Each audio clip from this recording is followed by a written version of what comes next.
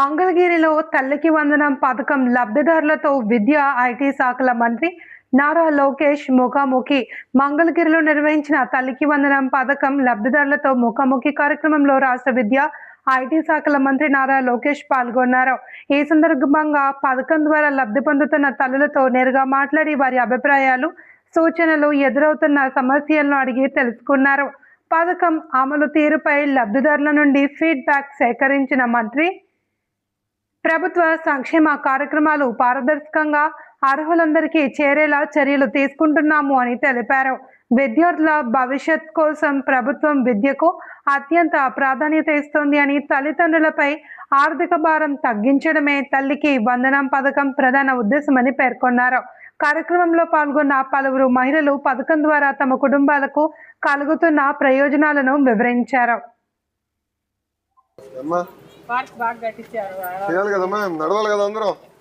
అంటే ఆరోగ్యం పోతుంది. లేదంటే అందరం sugar factory, salt factory, oil factory అయిపోతున్నాం. నేను ఊర్లోకి వచ్చినప్పుడు ఏమో నర్సింగ్ ఎక్కడ లేదన్నారు. ఇప్పుడు పెద్ద పని పెట్టుకున్నాం. కొంచెం నడవాలమ్మా పొద్దున చదువుతా ఉంటాడు. వాడికి అందుకే కళ్ళజోడు పెద్దది, పుస్తకాలు చదివేది అది పెద్దది. బట్ పుస్తకాలు చదివితేనంటే వాళ్ళకి క్రియేటివ్ ఆలోచన వస్తుంది అనేది చాలా అవసరం. పుస్తకాలు చదవాలి. ఇంకా కార్యక్రమం ఇంకా చేయాలి, కొంచెం పుష్ చేయగలిగితే పిల్లలు లైబ్రరీకి వెళ్ళే అలవాటు తీసుకొస్తే బాగుంటుంది. చాలా ఉపయోగపడింది. సమ్మర్ క్లాసెస్ లో చాలా మంది పిల్లలు బాగా వెళ్ళారా?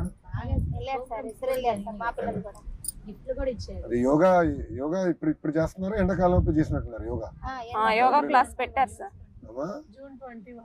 జూన్ 1 నుంచి 21 దాకా 20 రోజులు చేస్తారు.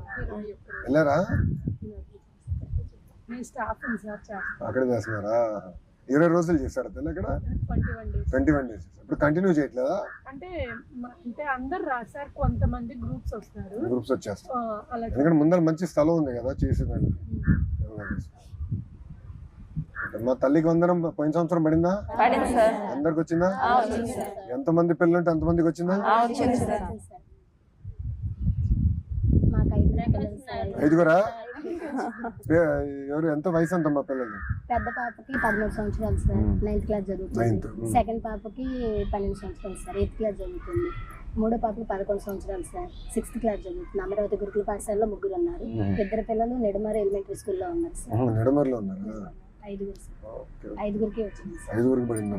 ఏం చేశారు డబ్బులతో? 5గురు కాదు సార్, అంతకుముందు కొంచెం ఇబ్బందిగా ఉండి వాళ్ళని కాడ తీసుకున్నాం. ఈసారి వాళ్ళకే ఇచ్చేయాలని కట్లి కొన్ని అకౌంట్లో ఉంచేసి వాళ్ళకి అవసరమైనప్పుడల్లా వాళ్ళకి ఏం కావాలంటే అక్కడ తీసుకొని. జనరల్గా దేనికి వాడారు తల్లి డబ్బులు? మామూలుగా నోట్ బుక్స్ కి, మెటీరియల్స్ కి, వాళ్ళ హాస్టల్ కదా సార్, సోపులకి ఆడికి ఇచ్చేసాను సార్.